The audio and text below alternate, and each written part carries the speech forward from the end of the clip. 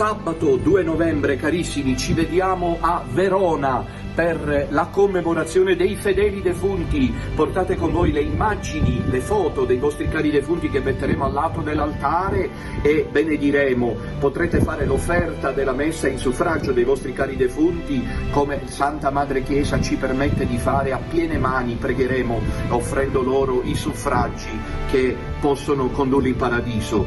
Sabato 2 novembre a Verona alle ore 16:30 preghiamo e celebriamo la messa per i nostri cari defunti. E poi domenica 10 novembre saremo a Cassino per tutto il piccolo resto romano e di dintorni. Partiranno dei pullman a costo zero, gratuiti, da Roma per quelli che non hanno come venire a Cassino. Verrete e sarete ricondotti a casa gratuitamente. Per le prenotazioni rivolgetevi alla segreteria di Radio Domina Nostra o al referente regionale del Lazio. E poi ancora vi ricordo che il 27 dicembre io celebro l'anniversario della mia ordinazione sacerdotale, 25 anni di messa, il giubileo d'argento, giù in Sicilia, a Piccola Nazareth Ave Maria, per quanto lo vorrete. Abbiamo vissuto un momento di grazia lo scorso 6 ottobre a Milano con migliaia di fedeli, il piccolo resto c'è e il popolo dei rosarianti con la corona del rosario in mano. Andiamo avanti e preghiamo per il trionfo del cuore immacolato di Maria. Verona, 2 novembre, commemorazione dei fedeli defunti. Roma, Cassino, 10 novembre con la possibilità di venire coi pullman gratuiti da Roma. E poi 27 dicembre vi aspetto giù in Sicilia. Tutte le altre tappe saranno rese note nei giorni a venire. Sia lodato Gesù Cristo e avanti con Maria.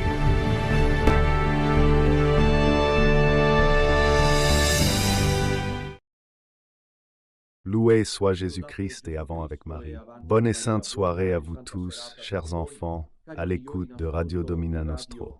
Eh bien, nous revoici avec cet épisode du mardi soir que nous avons appelé Mardi Bellico. Avec un peu de nostalgie, j'ai déjà annoncé que c'est l'avant-dernière émission de ce cycle de catéchèse sur le Mardi Bellico, parce qu'ensuite, cette émission et l'autre, après ces deux-là, commencera le mardi biblique. Nous allons à l'évangile de Jean. Cependant, je dois remercier le Seigneur et la Vierge Marie d'avoir crié, aboyé, hurlé, car c'est le seul moyen de secouer les consciences engourdies, sinon elles restent tranquilles.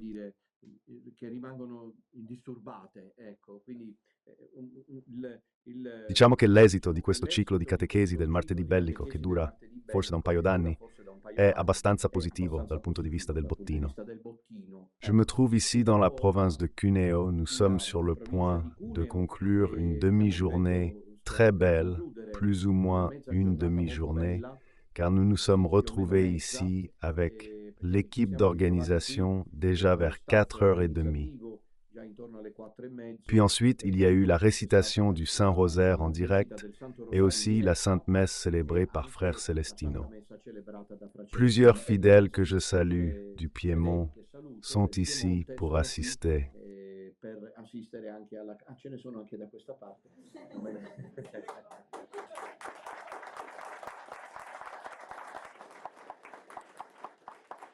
Pour assister à cette catéchèse. C'est l'avant-dernière. D'accord, nous avons en main mon livre intitulé L'Église fausse et son destin dans une édition mise à jour. Et l'avant-dernier épisode nous permet, comme vous le savez déjà par le titre, de nous arrêter à la page 139 et suivante sur ce que j'ai appelé l'utéromanie. Vous savez qu'il y a la ludomanie, c'est-à-dire la manie du jeu, et puis aussi d'autres manies. Malheureusement, la liste, comme nous le savons, est interminable. Mais généralement, la manie indique, pour des raisons évidentes, quelque chose dont on se libère difficilement et qui devient comme une obsession. Dans l'église, dans la fausse église de Bergoglio, il y a maintenant un peu moins, parce que Bergoglio a réussi à surpasser Luther. Vous voyez que Luther a disparu. Parce que Bergoglio a même été capable de surpasser Luther, et donc il n'a plus besoin de recourir à Luther. Parlo con cognizione di causa, però tenete presente che dall'elezione falsa del 2013 fino al 2017-2018, quando poi è uscita Amoris Laetitia, Bergoglio e la falsa Chiesa. Insomma, più o meno quando poi è uscita Amoris Laetitia, eccetera, Bergoglio e la falsa Chiesa, perché voi sapete che Ils ont procédé par hanno cercles procedono a concentriques. cerchi concentrici. Il n'y a aucun doute qu'il y a un premier cercle concentrique qui savait dès le début qu'il y aurait la mafia de Saint-Gall qui travaillait pour l'élection invalide de Bergoglio, en raison du fait que Benoît XVI a démissionné sans abdiquer et a gardé pour lui le munus, comme le dit le docteur Sionchi, se plaçant en situation d'empêchement. Donc il y avait certainement déjà un groupe de personnalités éminentes dans l'Église catholique qui ont volontiers contribué à ce coup d'État qui est encore aujourd'hui sous les yeux de tous. Cependant, petit à petit, le projet était d'élargir le cercle concentrique aux évêques, cardinaux, supérieurs généraux des ordres religieux, théologiens, et ainsi de suite. Lorsqu'on a élargi le cercle, il n'était plus nécessaire de se référer à Luther. Vous savez quel est mon style? Je dis toujours qu'on lit à partir du livre, et puis de mon livre, je ne lis même pas une syllabe souvent, mais je fais une synthèse moi-même. Et je trouve ça plus intéressant. Sinon, si on doit juste lire le livre, chacun a son style, que voulez-vous? Moi, je les écris, et puis je ne les lis pas souvent. Bon, c'est pas un bon exemple, ça. Voyons si on lit quelque chose. Passage double décisif de cette luthéromanie, au moins d'un point de vue chorégraphique, scénographique. Vous savez qu'il faut toujours beaucoup miser sur cet aspect que la franc-maçonnerie ecclésiastique sait bien jouer, c'est-à-dire la scénographie, compris? Molta gente est convaincue que le pape François est le pape des ouvertures miséricordieuses, le pape qui souffre parce qu'on le critique pour le bien qu'il veut faire, parce que les médias font passer cela, parce qu'ils n'ont plus diffusé la gifle sur la main de la petite chinoise, par exemple. Avez-vous déjà observé attentivement l'expression du visage du soi-disant pape François? Là, il y a le vrai Bergoglio. Il y a d'autres images de Bergoglio qui circulent, mais le vrai Bergoglio, selon moi, est dans l'expression immédiatement après la gifle donnée, avec colère. Avec colère à cette pauvre femme chinoise. Je ne sais pas pourquoi François rit. On parle de colère et de gifle, et lui rit. Bon, il faudra comprendre. Avec colère donnée à cette pauvre femme malchanceuse, dont nous ne savons pas exactement ce qu'elle a dit au soi-disant pape François.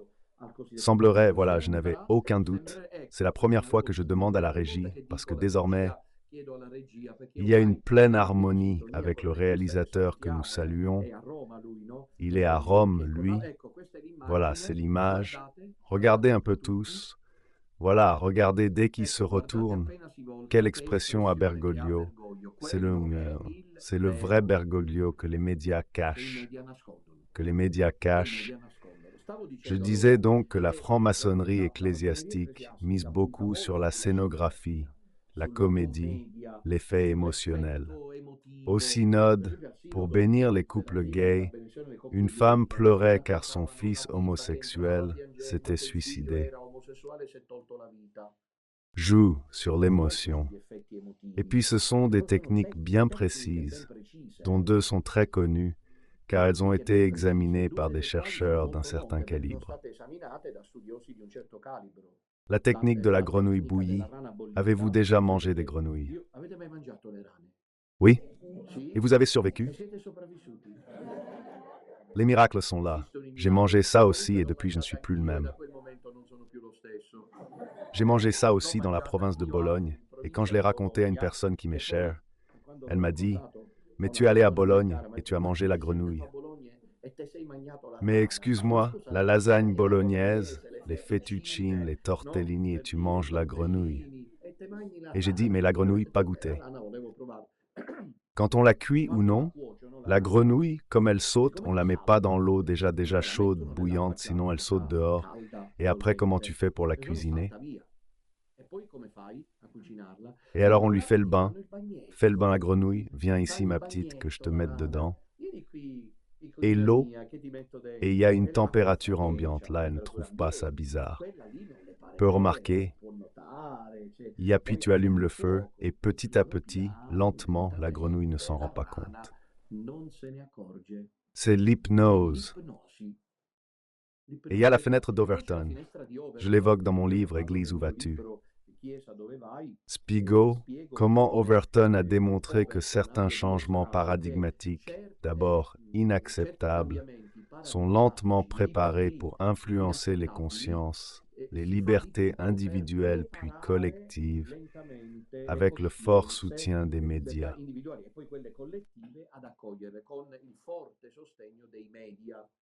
Alors je disais donc qu'à propos de la luthéromanie, il y a au moins 2 événements qui devraient être mentionnés durant les premières années du pseudo-pontificat de Bergoglio. Les 2 événements sont tout d'abord, je vous dis tout de suite quels sont-ils, ce sont le placement de la statue de Luther dans la salle Nervi au Vatican, comme le montre également la séquence photographique que vous regardez. Alors je disais aujourd'hui aux amis de Cuneo et du Piémont, il semblerait impossible de croire à une photo comme celle-ci pour quelqu'un qui a une éducation catholique moyenne. Et puis, c'est toujours très beau, même ce soir, de voir comment le petit reste est caractérisé par des âges différents. Personnes très jeunes et des personnes âgées, même assez âgées. Et peut-être que ceux d'entre vous qui sont les plus âgés devraient m'interrompre et dire « Père, nous pouvons le dire plus que vous ». C'est-à-dire, vous vous seriez jamais imaginé, madame, un pape avec la statue de Luther au Vatican. Quand tu avais 5 ou 6 ans, je crois pas. Et pourtant, ce qu'on a vu, un pape qui n'est pas pape, mais habillé en blanc, entre dans la salle des audiences. C'est comme s'il y avait l'accueil du pape, et il passe en bombant le torse, parce que quand il s'agit de frapper, il a de la haine pour l'Église catholique. Satanas lui distille la haine pour le catholicisme romain. Et il passe là avec une allure triomphante, parce qu'il y a la statue du docteur comme premier événement à effet scénique percutant. Parce que si le pape passe à côté de la statue de Luther, il peut y avoir des jeunes qui sont ici, que je salue, et qui se disent à eux-mêmes, « Eh bien, mais si le pape passe à côté d'eux, mais pourquoi mon curé Père Minutella m'a expliqué pendant des années que non, Luther était hérétique, c'était ceci, c'était cela, et non le luthéranisme d'ici et de là, etc. » Le pape est passé près de lui. Alors Don Minutella est un fondamentaliste taliban. A raison le pape, parce que c'est le pape, vous comprenez comment il joue avec ses techniques. Et l'autre événement, j'ai dit 2 événements de ce développement de la luthéromanie. Et le premier est celui-ci. L'accueil de la statue de Luther, incroyable à dire. Mais nous n'aurions jamais imaginé qu'ils auraient pu faire pire que là. 2 ans plus tard, quand ils ont fait la procession de Pachamama au Vatican. C'était là que les prêtres, comment fait-on? L'autre jour, je pensais à Alessandro Schwegel, le jeune Autrichien qui a nuitamment, au Fort, prélevé les statuettes à Santa Maria in Traspontina de Pachamama pour les jeter dans le Tibre. Pape François s'est excusé. Regardez, on dirait un film d'horreur. Papa François s'est excusé auprès de ceux qui ont été scandalisés par cet acte qui était un acte anti-idolatrique, parce que cette personne a dit non, ce sont des idoles. Il n'est pas possible de garder à Rome l'idole d'un fétiche amazonien auquel en plus on sacrifiait des vies humaines dans le passé. Tu comprends? Et donc à l'occasion de l'autre épisode, l'autre événement est celui de 2017. Cette date me dit toujours quelque chose, voyons. Y a-t-il un anniversaire que nous avons commémoré en 2017? Oui, bien sûr, 2017. Nous avons commémoré le centenaire de Fatima. Mais comme catholique rigoriste que tu es, pourquoi n'écoutes-tu pas le cardinal Reinhard Maria de Cologne et ensuite de Munich? Mais quel centenaire de Fatima? Ces trucs Mario, ces trucs catholiques, ces trucs du rosaire, 3e secret de Fatima, cœur immaculé, mets-toi à jour. En 2017, l'entourage, l'établissement du Vatican n'a pas célébré Fatima, seulement à la fin. La redondance continue, constante, répétée, harcelante, a été sur l'anniversaire de l'affichage des 95 thèses de Luther au château de Wittenberg.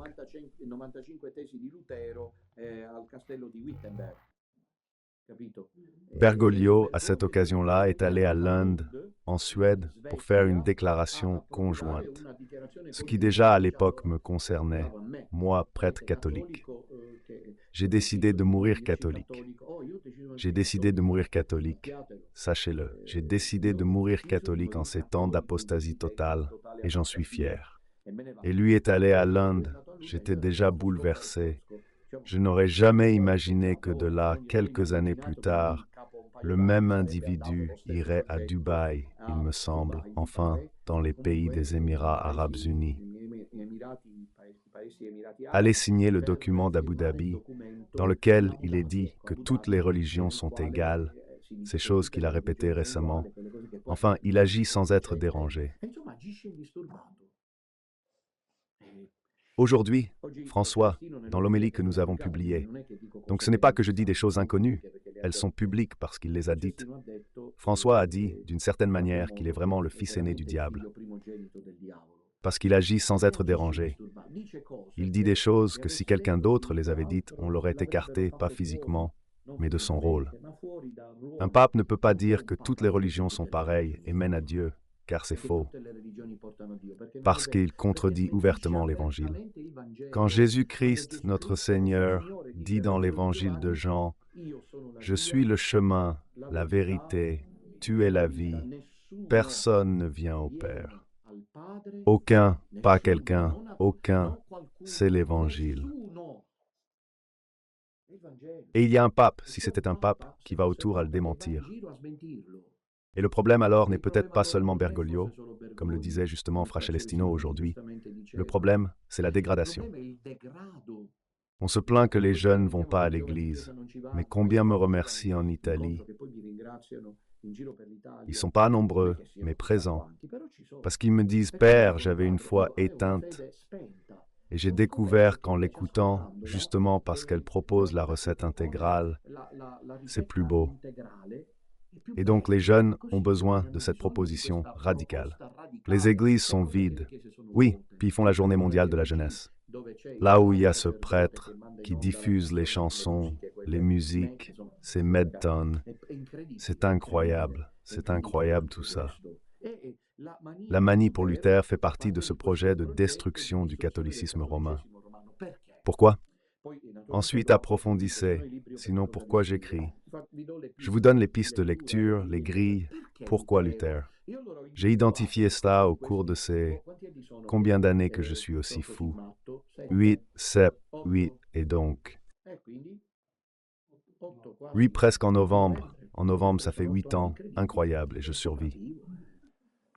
Alors j'ai identifié 3 directions, 3 parcours décisifs de la fausse Église, qui sont, je vais les dire comme elles me viennent, mais ensuite je les dirai en termes concrets d'importance, dans le sens opposé du terme, de gravité. Le néoluthéranisme, le néomodernisme et le néo-arianisme.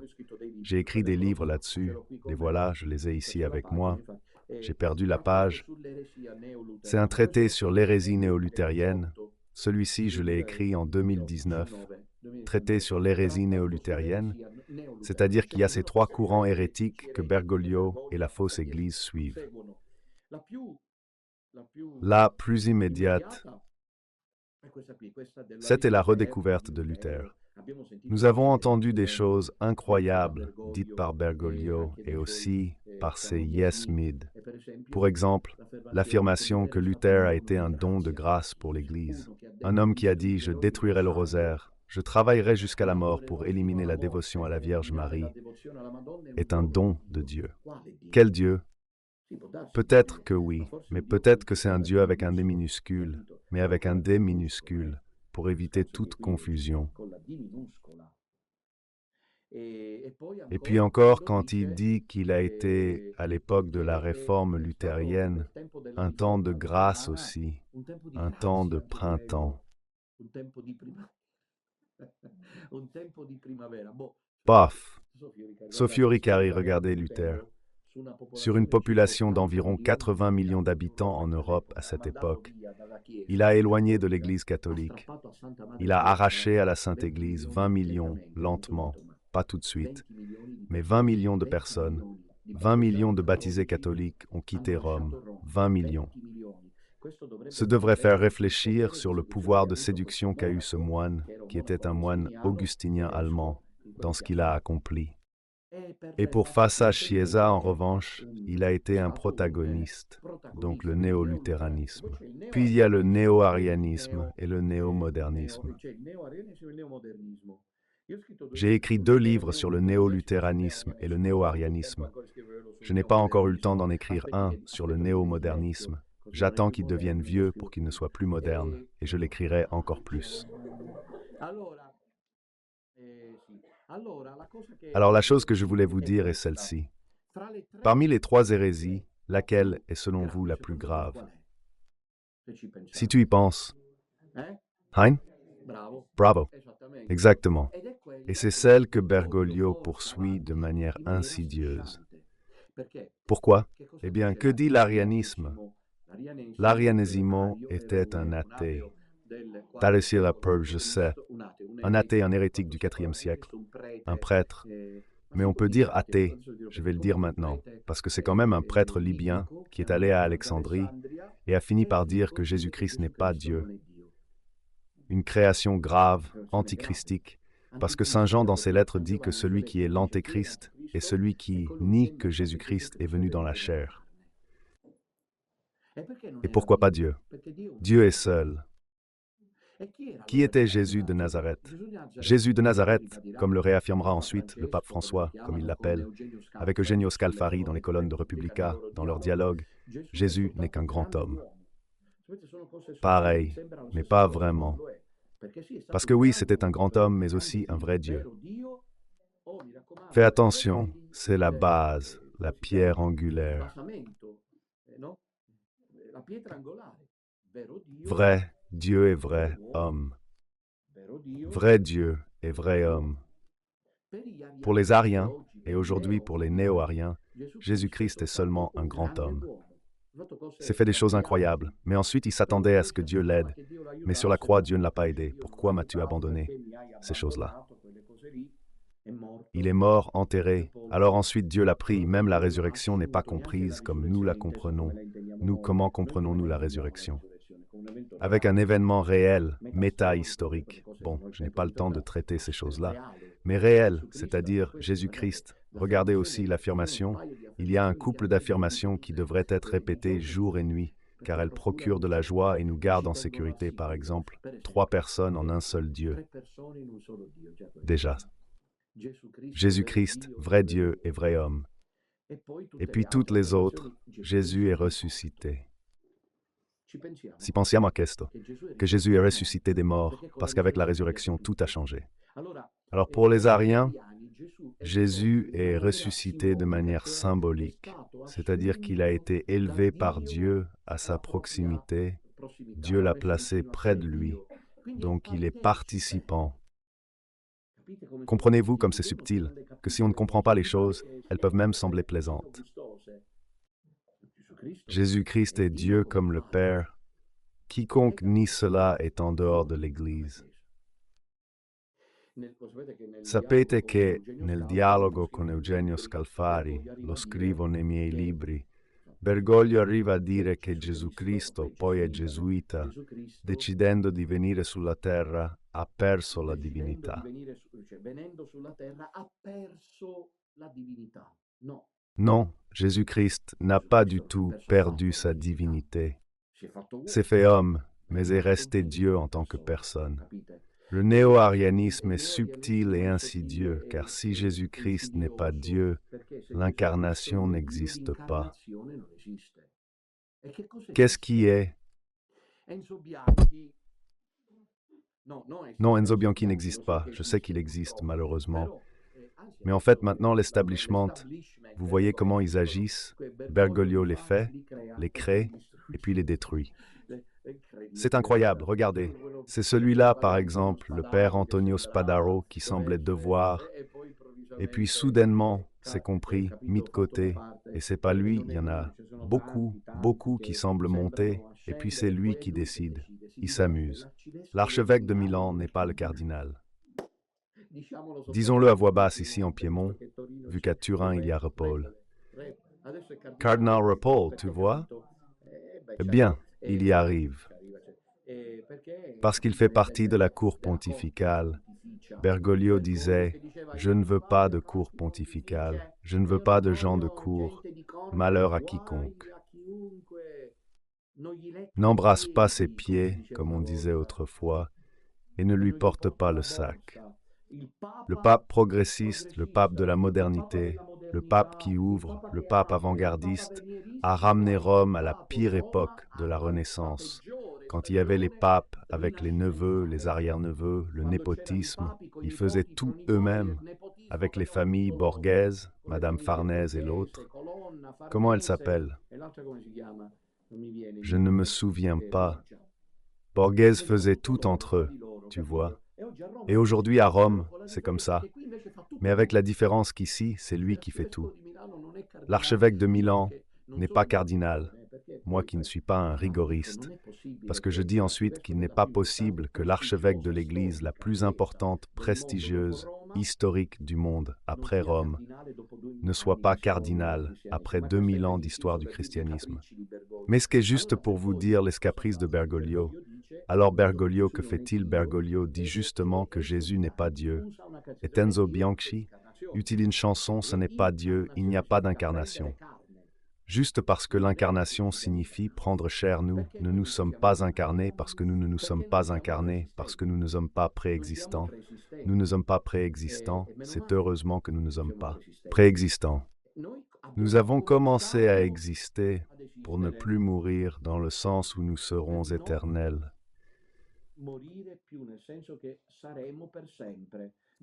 Nous dépendra de décider où au paradis, ou en enfer pour une éternité de béatitude, de joie avec Dieu, Trinité, ou bien loin.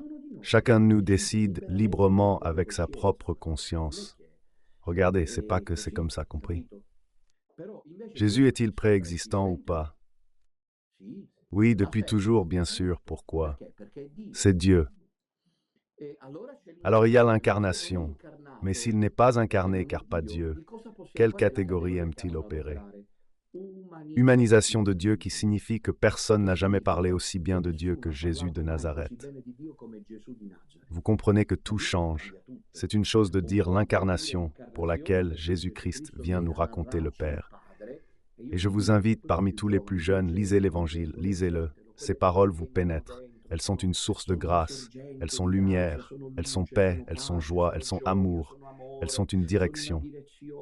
Elles sont une cascade, les chutes du Niagara sur vous. Dans l'épreuve, ouvrez la parole du Seigneur, lisez, et j'espère que vous ne serez pas comme Minutella, qui lors de mes premières batailles a eu un moment de découragement. Sans prière, sachant que les saints le faisaient, je l'ai fait aussi. J'ai dit au Seigneur, je t'en prie, donne-moi une lumière, une parole de réconfort. Je t'en prie, Seigneur. J'ai besoin d'une parole de consolation et au moment de prière, j'ouvre si quelqu'un veut venir derrière moi, qu'il renie lui-même, qu'il prenne chaque jour à croix et me suive. J'ai compris aujourd'hui, c'est Sainte Thérèse d'Avila. Alors vous savez l'histoire qui lui est extrêmement arrivée. C'est arrivé, c'est vraiment arrivé. Alors elle souffrait toujours beaucoup avec la fièvre. Elle avait toujours la fièvre, elle était très faible de constitution. Comme on dit la fièvre, son complexe physique était très faible, pas psychique et pas non plus spirituel, au contraire. Mais souvent, de grandes missions sont accompagnées par des logements, disons-le, médiocres, pour ne pas dire pire. Peut-être que Dieu le fait parce qu'il veut un jour, quand ils sont glorifiés sur terre, montrer que l'œuvre était la sienne. Ça va toujours mal. Une fois, c'était en plein hiver, il devait aller poser les fondations d'un monastère. Le cheval s'emballe, traverse la rivière et la calèche tombe dans les eaux glacées du fleuve. Teresa avait une fièvre de plus de 40 degrés. Elle finit par terre, trempée, morte de froid, et dit au Seigneur en éclatant, mais pas avec colère, juste en disant, « Maintenant je comprends pourquoi tu as si peu d'amis, tu les traites si mal. » Alors le Seigneur lui apparaît, parce qu'elle avait des apparitions du Seigneur. Et Jésus lui dit, « Mais moi, tous ceux que j'aime, je les traite ainsi. » Et Teresa le regarde et lui dit, « Eux parfois aiment moi un peu moins. » Alors, donc nous devons lire les choses surtout l'évangile de Jean, si je peux me permettre. Parce que parmi les 4 évangiles, celui qui est techniquement appelé théandrique, c'est-à-dire celui qui est le plus équilibré dans les 2 dimensions, entre la nature divine et la nature humaine.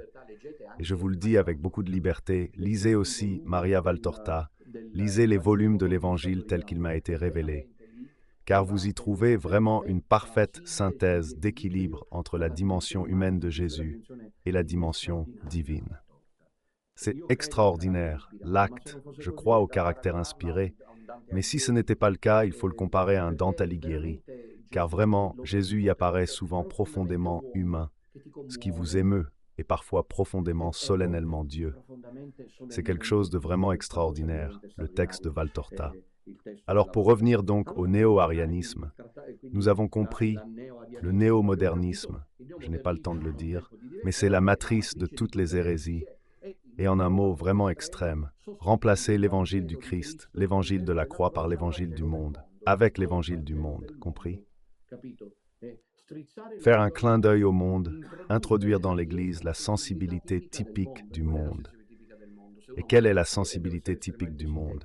Si on veut, parce qu'il faut être extrêmement synthétique, je le dis immédiatement, l'évangile du monde s'appelle profit, de n'importe quel type, profit. L'autre jour, je ne me souviens pas où c'était, dans un des hôtels où nous étions justement pendant ce voyage, alors. Nous sommes entrés dans un hôtel, en Lombardie, je crois. Oui, là-bas, ils nous ont bien traités. J'avais demandé quelque chose, ils l'ont donné. Je ne sais plus si c'était de l'eau. Les détails m'échappent. Puis une sœur a dit, « Père, avez-vous vu qu'ils étaient gentils, gentils? Regarde que j'ai donné l'argent. Parce que si nous ne donnons pas l'argent, nous ne sommes personne, ma fille. Ne te fais pas d'illusions, elle est restée. Je t'ai dit la vérité. Si tu n'as pas d'argent, tu n'es personne. Tu ne vaux rien aux yeux du monde. Le monde te profite quand tu es jeune, beau, attirant, sympathique. Tu as beaucoup. C'est à peine que tu deviens non seulement vieux, mais aussi peut-être jeune et moche ou laide, hors des circuits où tu tombes malade. Pour rien. Qu'est-ce que j'ai lu aujourd'hui, que j'ai lu très rapidement? Sur une page Facebook, je ne l'ai pas lu. Je dis qu'un de ces autocrates, de la plutocratie,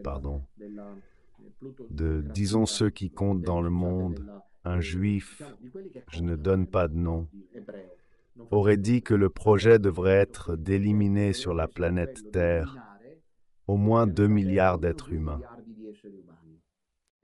C'est la vision efficientiste de la vie. Le monde est ainsi, la logique du monde, c'est le profit, l'argent, le pouvoir, le succès, la renommée. La logique de l'Évangile est exactement à l'opposé, c'est la logique de Dieu. La logique de Dieu, c'est la logique de se perdre en Dieu pour se retrouver. Du mourir à soi-même, c'est la logique de l'amour du grain de blé qui tombe en terre, meurt et produit du fruit. Quand Saint Maximilien Kolbe se trouvait là à Auschwitz, il a dit cette célèbre phrase « La haine ne sert à rien, seul l'amour crée ». Et c'est la logique de l'Évangile qui nous rend heureux. Parce que celui qui vit l'Évangile est heureux, parce que l'Évangile te rend heureux, parce qu'il te libère. Le modernisme est cette tentative réitérée que Saint Pie-X a commencé à combattre, de remplacer dans l'Église, parmi les croyants, l'Évangile du Christ par l'Évangile du monde. Avez une preuve? La voilà. Un catholicisme dans le post-concile, joyeux. Où est la pénitence? L'abstinence de la viande. Le jeûne pour ceux qui peuvent le faire, les petits sacrifices, là où l'amour pour la croix est plus fort, là où l'aspiration à la sainteté passe par le sacrifice. Nous vivons l'éthique du soupir, mais les personnes âgées passent leur journée à se plaindre au lieu de prier. Une fois, les personnes âgées étaient un point de référence pour les plus jeunes, car elles témoignaient de ceux qui se rapprochent de Dieu, ont mené toute leur vie et ont le sens de Dieu, le sens du ciel, l'âme en paix, car elles sont proches du passage avec Dieu et donc prient. Et donc s'il fait froid, il ne se plaint pas du froid, s'il fait chaud, il ne se plaint pas. Bref, une attitude de sacrifice qui n'existe plus chez les chrétiens, n'existe plus. Nous voulons profiter de la vie. Vogliamo être bien, nous nous plaignons, nous ne voulons pas embrasser la croix. Nous voulons.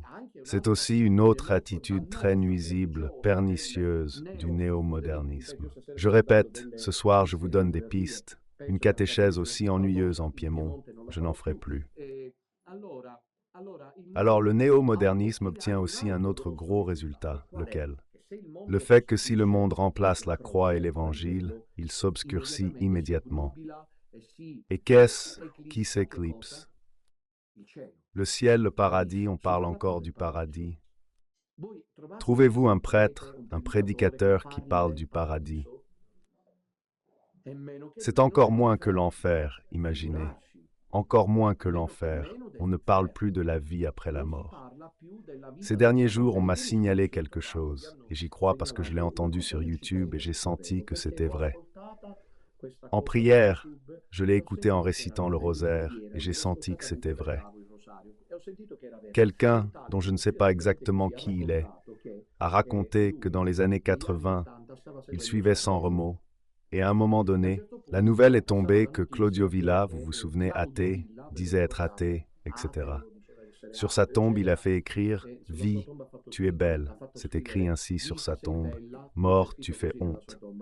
Caio Villa, la nouvelle est tombée qu'il avait eu un accident vasculaire cérébral, c'était grave, et puis effectivement, dans les jours suivants, il est mort. Ibasta lui racontait que je suivais sans remords, etc. Puis il dit qu'après des années, il cite l'année exacte où cela s'est produit. Il dit que je dormais, et il est venu me voir sans que je sois un parent, un membre de la famille, sans dire que je ne l'aimais même pas, je ne l'écoutais pas, qu'il descendait les escaliers en pleurant, des escaliers.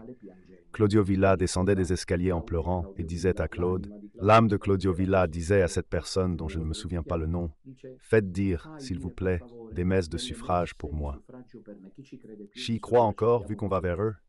Qui croit encore que les messes aident les défunts? Lorsqu'il est déjà posé là, s'il est posé là, parce qu'il se peut que les cendres se dispersent maintenant.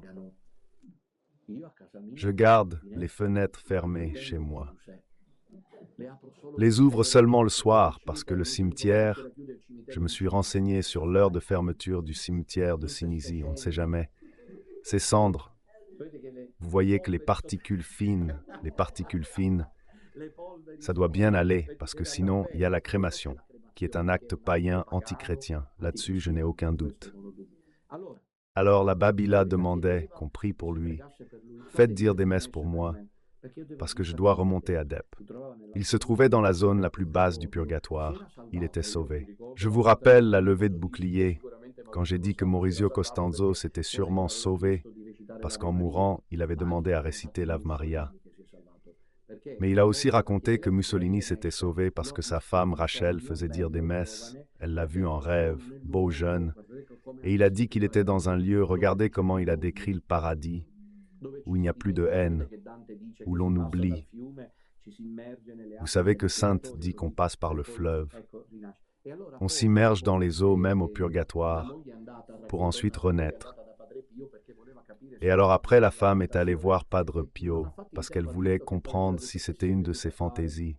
Et elle n'a pas eu le temps de le dire, qu'il semblait avoir dit que tu es venu faire si ton mari est venu te voir. Compris. Et j'ai vécu un épisode très significatif, chaque matin. Je fais une promenade. Un monsieur est venu pendant que je marchais. Le matin passait aussi un autre monsieur d'une soixantaine d'années qui me saluait. « Bonjour, Père qui me connaît. » En plus de moi, il a dit, « Père, je vois que vous avez votre parcours chaque matin. Je ne voudrais pas vous déranger, mais pouvez-vous me consacrer maintenant 5 minutes? Vraiment seulement 5. » J'ai dit, « C'est beaucoup quand même, essayez de les réduire encore. » Et il m'a raconté quelque chose qui m'a laissé sans voix. Il avait les preuves. Il a perdu un fils jeune dans un accident de la route. Il est mort sur le coup. Et vous pouvez imaginer, merci. Puis il m'a raconté ainsi, une nuit, des années après la mort de son fils, un appel est arrivé à la maison des forces de l'ordre. Vous êtes monsieur Untel. Oui, oui. Mais elle a eu le fils Caio, qui est mort dans un accident, Sempronio. Oui, mais pourquoi demander ça? Non, ne vous inquiétez pas, non, non, dit-il, moi justement, si vous voulez savoir, eh bien, si vous voulez vraiment le savoir, rejoignez-nous à l'hôpital, le nom de l'hôpital de Palerme. Alors lui, naturellement, s'est tout de suite habillé et est parti. Vous allez douter de ce que je dirai. Il y avait eu un grave accident d'un jeune. Il a été éjecté du moteur et a été entre la vie et la mort. On l'a emmené aux urgences à Palerme pour subir l'opération chirurgicale. Il a été sous les bistouris. Et puis soudainement, même s'il était dans le coma, le jeune s'est réveillé. Ils l'ont immédiatement emmené chez les psychiatres, chez les neurologues, pour évaluer sa capacité à se connecter.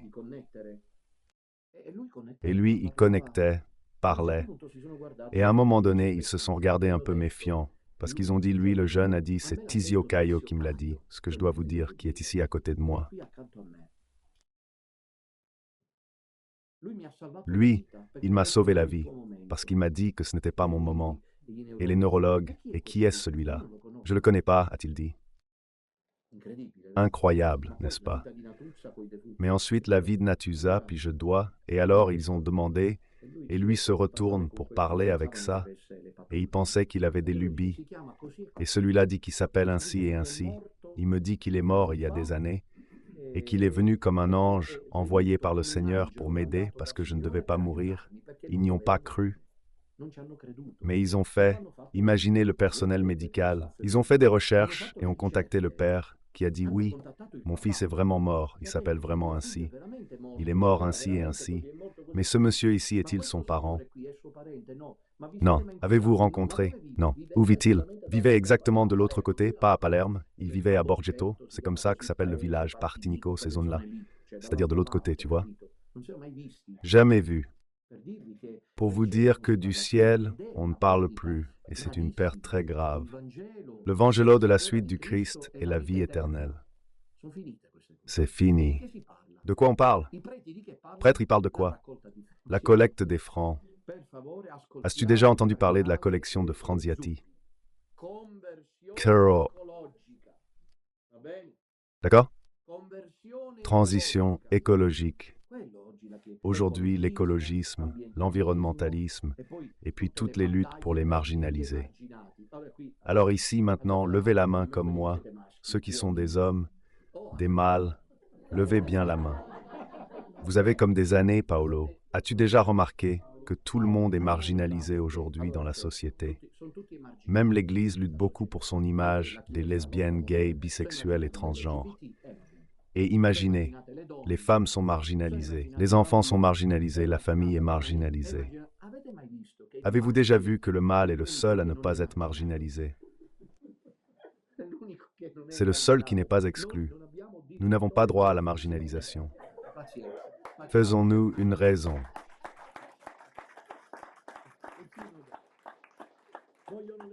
Veulent les femmes à l'autel, les diaconesses.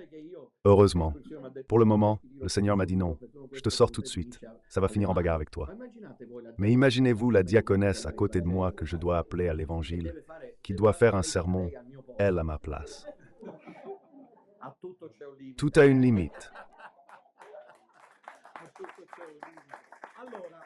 Alors, donc nous avons vu le néo-arianisme, nous avons vu le néo-modernisme. Le néoluthéranisme, Qu'est-ce que ça a à voir avec le néo-arianisme et le néo-modernisme? Le néo-luthéranisme est lié parce que c'est la pars destruus, c'est-à-dire la partie pour détruire la structure. Il faut une pars construens et la pars construens est offerte par nul autre que Luther. Le modèle d'église que Bergoglio incarne, exactement ce que Luther voulait. Je vais donner un exemple, ou plutôt deux, et je conclus. C'est moins le quart, alors je conclus ainsi. Le premier exemple, le culte eucharistique. Le deuxième exemple, le culte marial. Et puis vous trouverez les approfondissements dans mon livre. Le culte eucharistique, qu'est-ce qu'il prévoit pour un catholique? Quand on parle de l'Eucharistie, immédiatement chez un catholique moyen doivent passer comme les génériques de fin. C'est ainsi qu'il faut voir. Maintenant, je le vois sur vos fronts. 3 mots. Dis-moi 3 mots, disait la chanson. 3 mots. Quand on parle du culte eucharistique catholique, quels sont ces 3 mots? Presenza, reale, transubstantiation, que je me souviens quand j'étais enfant, comme je m'amusais à essayer de le répéter, et sacrifice. Je ne les approfondis pas parce qu'il n'y a pas le temps. Les 3 mots-clés du culte eucharistique.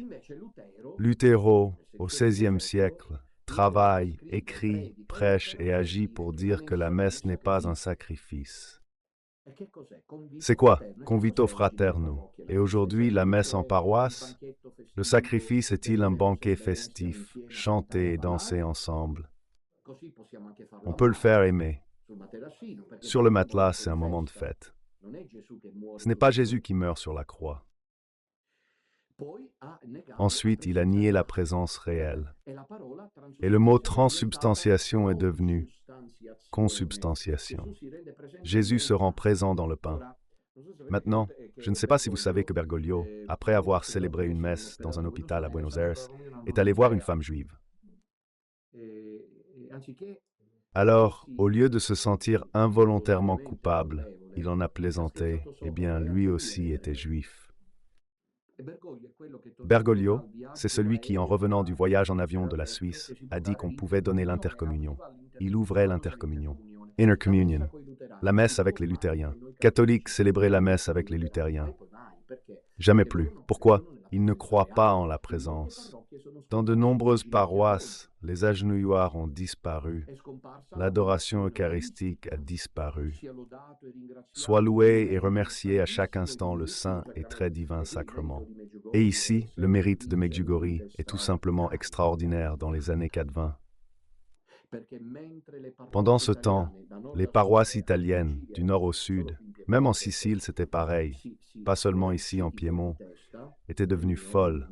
Réunions, meetings, rencontres, débats, tables rondes, souvent en tournant le dos au tabernacle.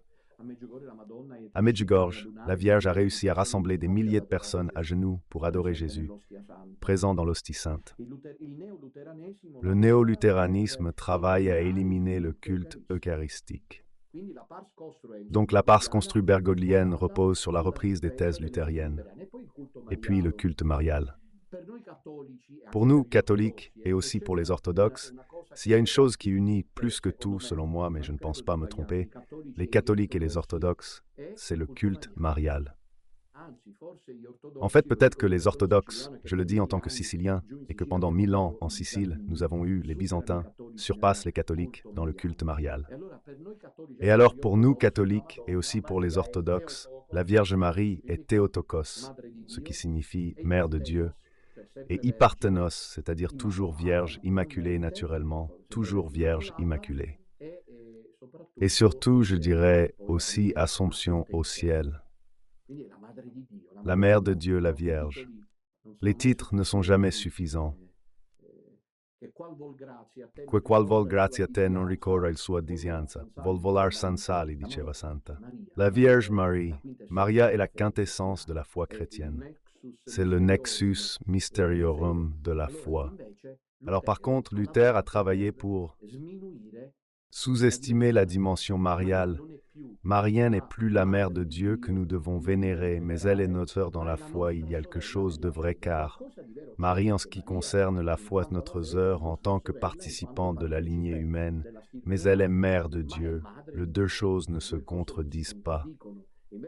Au contraire, Luther a travaillé pour que le culte marial soit éliminé dans le monde luthérien. Lui, comme vous les avez, Luther a voulu qu'il n'y ait pas de dévotion à Marie et Bergoglio ne veut pas la dévotion à Marie. Il ne la veut pas, tellement qu'il a installé la paix à maman au Vatican. Je ne sais pas si vous le savez, pour conclure, que Luther s'est ôté la vie. Il était père, il était moine, c'était un père violent, agressif, même avec sa femme, mais moins. Il s'enivrait, le vendredi il mangeait, parce que le sacrifice et la pénitence ne conviennent pas. Nous sommes justifiés par Dieu. Lutero est arrivé à une position tragique. C'est ça. En attendant, le vendredi saint, il mangeait du porc en cachette, et ensuite, ivre de bière, on le jetait dans son lit. Ce fut le vendredi saint de Luther. Ma sa vision finale, une vision sombre. Vi dirò perché pecca fortiter, no? Scusa, si pecca fortiter, crede fortior. C'était une phrase de Luther, c'est-à-dire pécheur. Attention, la chose revient dans le néoluthéranisme. J'aime l'épisode de ce soir. La chose revient dans le néoluthéranisme, surtout c'est dévastateur pour les jeunes. Les péchés de la chair, a dit Bergoglio, sont des petits péchés. Tandis que Jacinthe de Fatima, la voyante ne cessait de pleurer cette chère fillette, parce qu'elle avait vu combien elle est en enfer, parce qu'il mourait dans le péché mortel de la chair, parce que cela semble un petit péché. C'est une offense à Dieu. Dieu a établi les règles, mais elles sont dures. C'est lui qui les a établies. Donc ça veut dire qu'on peut les affronter. Et peut-être que Dieu veut voir si tu lui es fidèle, parce que chacun de nous a le maître pour nous mesurer là où nous ne le montrons pas aux autres. Dieu voit? Tu comprends? Parce que c'est toujours très facile de parler aux autres, mais il faut se rapprocher de soi-même continuellement. Alors Luther dit, tu es pécheur, donc pêche. Tu n'as rien d'autre à faire. Capito? Ce retour aujourd'hui, l'affirmation de Bergoglio que les commandements ne sont pas absolus, car il faut connaître et rencontrer Jésus-Christ, est néo-luthérienne. C'est comme dire que la dimension éthique est impossible à vivre. Pêche fortement, fortement. L'important, c'est que plus que tout, tu crois. Tu pêches pas? Non, car tu es humain, tenté et pécheur, donc tu ne peux pas éviter le péché. Alors crois-y.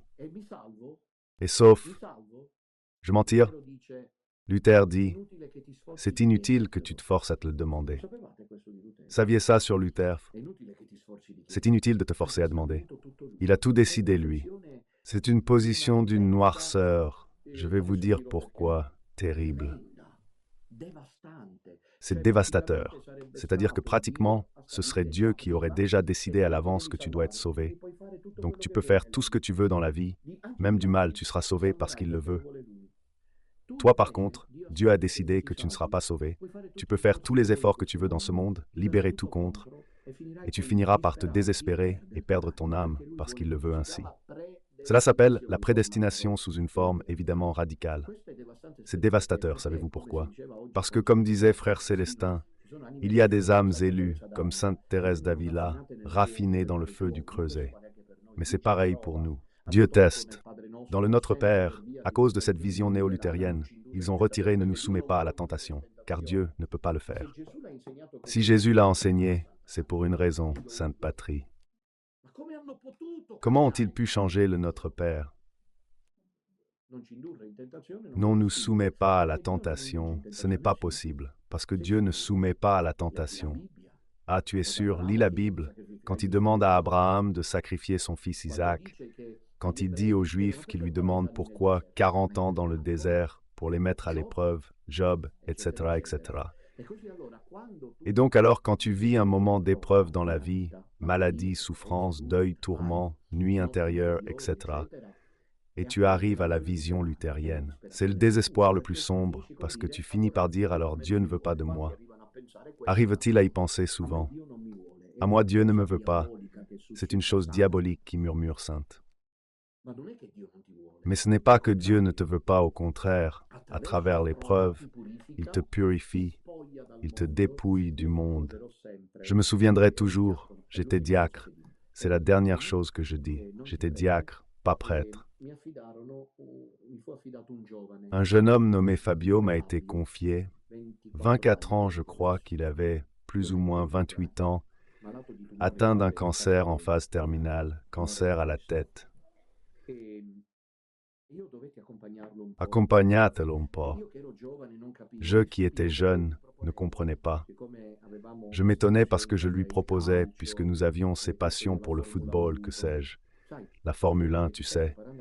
Puis après que tu te prépares à la mort, essayez de voir avec les gens si vous y êtes passé, je le savais. Puis après naît le désintérêt. Ainsi sera-t-il pour nous, ces choses pour lesquelles nous nous passionnons. Et quand tu es malade, c'est normal que ça te passe, normal que tu le supportes.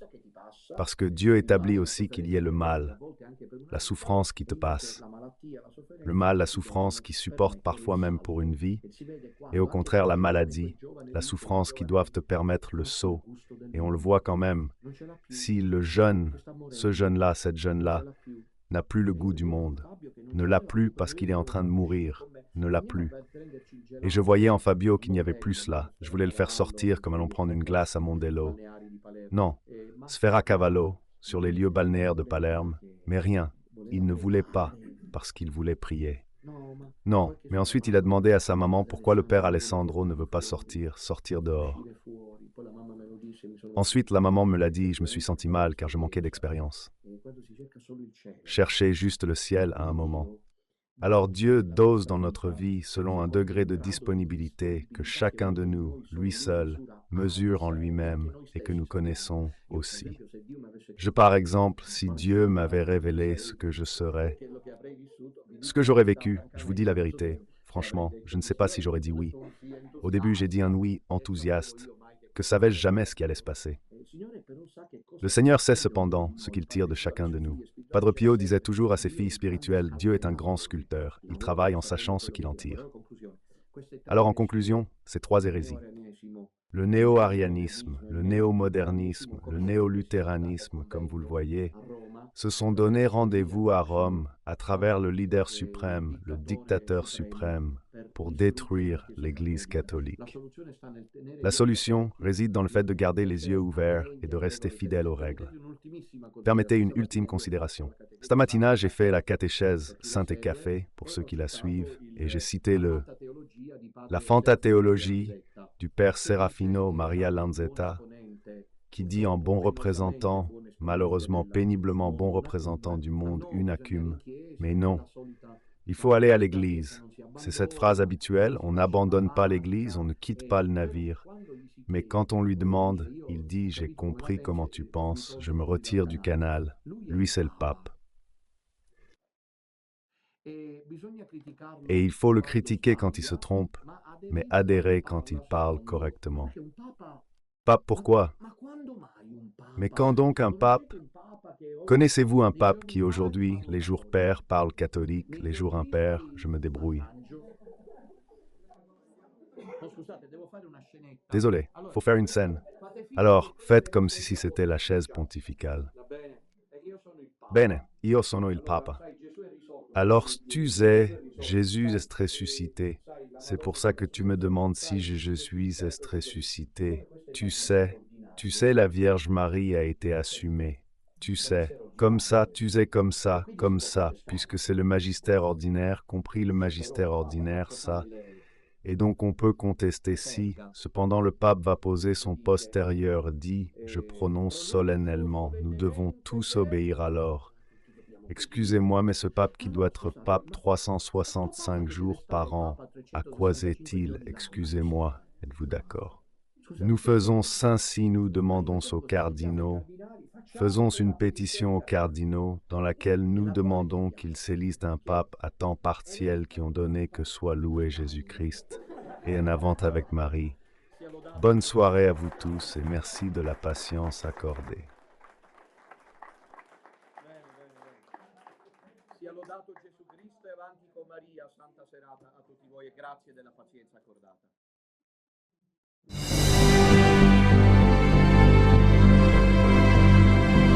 Sabato 2 novembre, carissimi, ci vediamo a Verona per la commemorazione dei fedeli defunti. Portate con voi le immagini, le foto dei vostri cari defunti che metteremo al lato dell'altare.